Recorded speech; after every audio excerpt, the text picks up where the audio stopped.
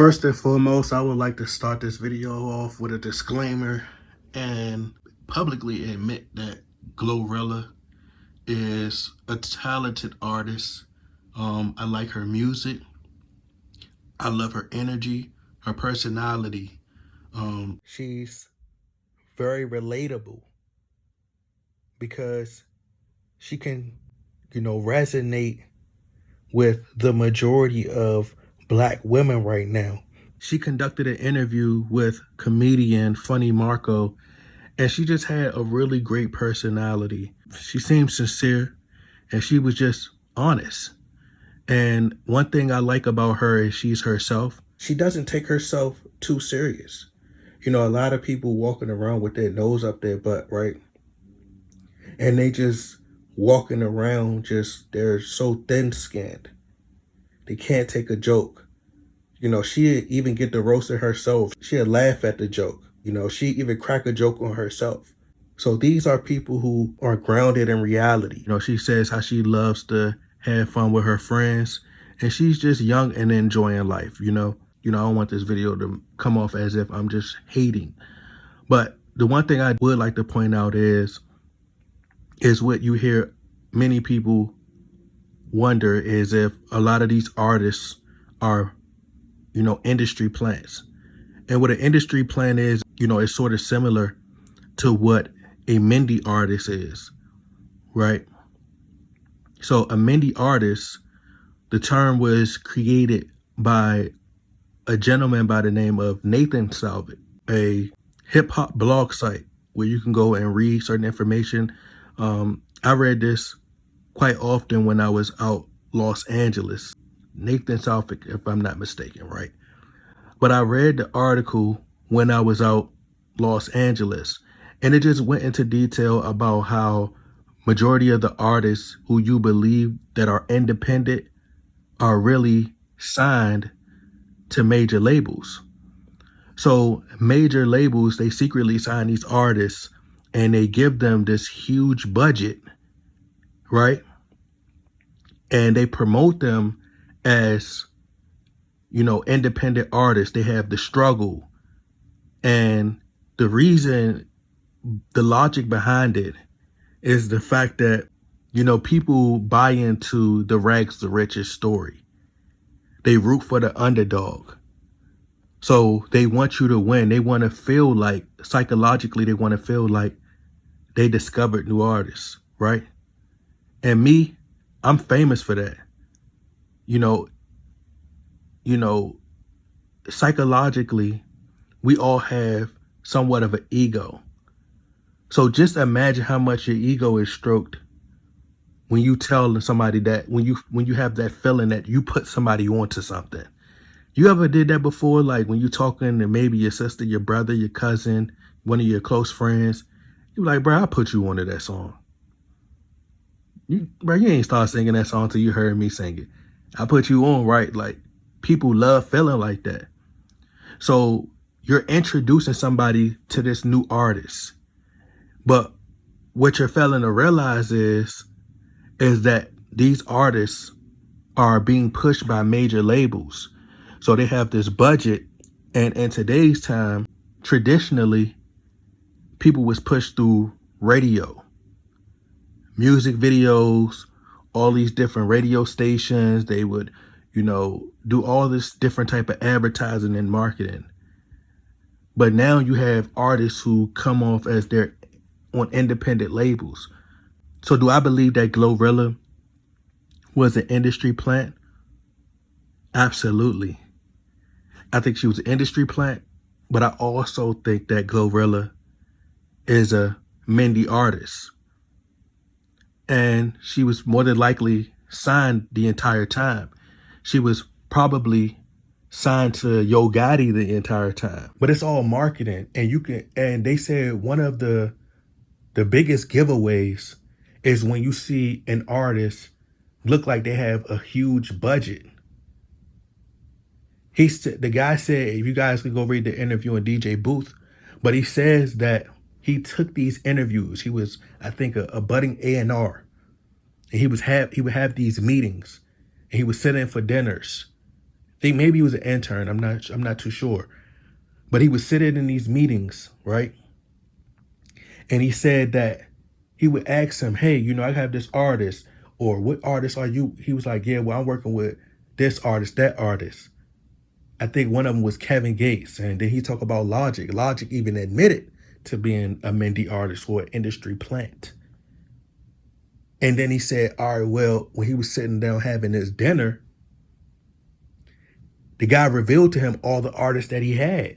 And he said, I never knew you had those artists. And he said it started, a light bulb clicked on and it made sense. It'd be far-fetched to think that, bro, it's people who are, just think about this, and I'm going to put it in, simple form. There are people who have millions of views on YouTube currently. And trust me, my main channel has gotten millions of views before. I've touched 1.5 million views. My channel has gotten 1.5 million views. It's people who have 1.5 million views, but they don't get the type of push like that. You don't see them just getting signed, and you don't see them getting picked up. Why?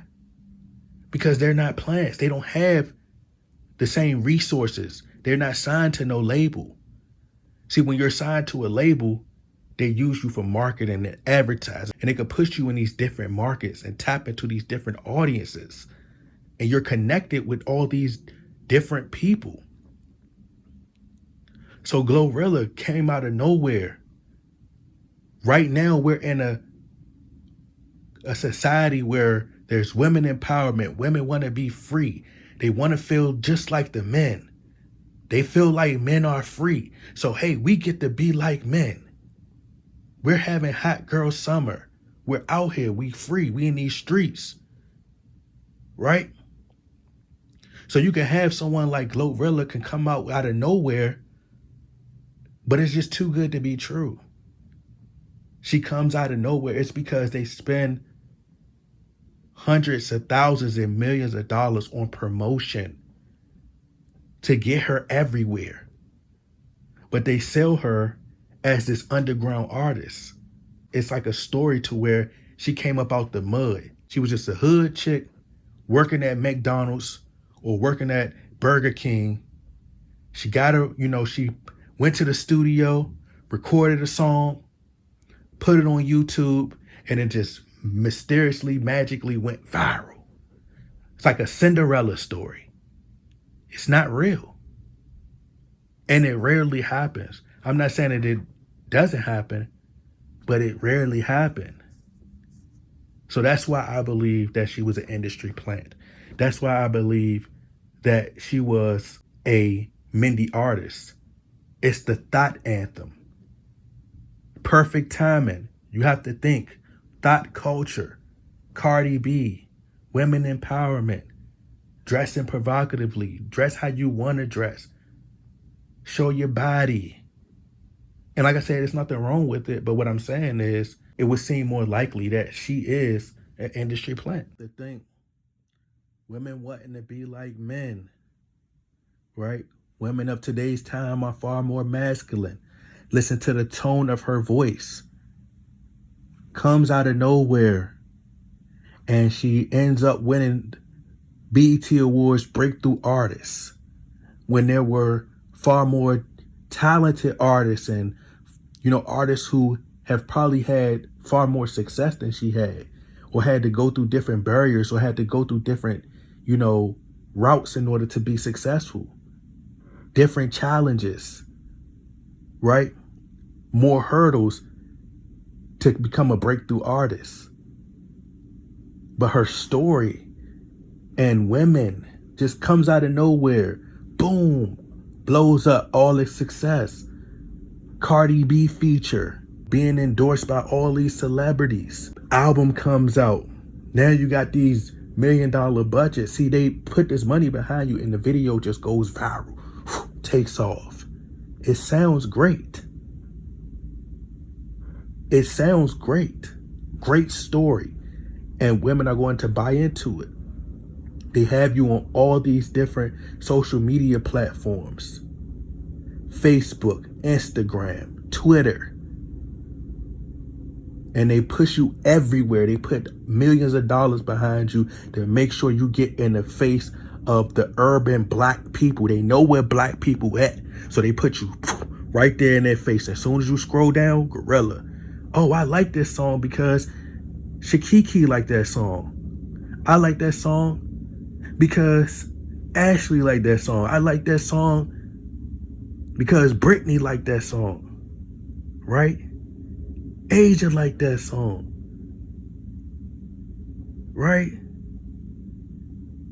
I like that song because Jasmine liked that song. So it's starting to become a trend, and everybody starts to hop on the bandwagon. One day you have 250, 260 to 300 followers on Instagram.